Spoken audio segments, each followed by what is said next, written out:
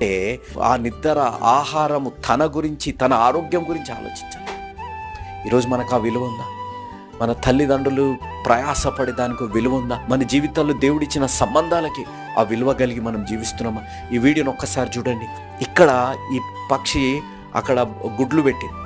ఈ పక్షి గుడ్లు పెడితే అక్కడ ఒక జంతువు వచ్చింది. ఆ జంతువు ఆ గుడ్లను తినడానికి వస్తుంటే ఆ పక్షి తనను ఎదుర్కొంటుంది. నా గుడ్లుని ఏమి చేయకూడదు, తర్వాత నా బిడ్డలు వస్తారని ఏమి చేయకూడదు. ఒక పక్షి అంత చేయగలుగుతుంటే తల్లిదండ్రులు ఇంకెంత చేస్తారు?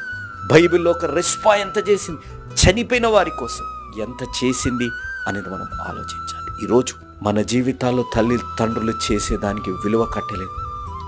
అదేవిధంగా ప్రాముఖ్యమైనది దేవుడు చేసిన దానికి, దేవుడు చేస్తున్న దానికి, దేవుడు చేయబోతున్న దానికి కూడా మనం విలువ కట్టలేము. రుణాన్ని మాత్రం మనం తీర్చుకోలేము అనేది మనం గ్రహించాలి.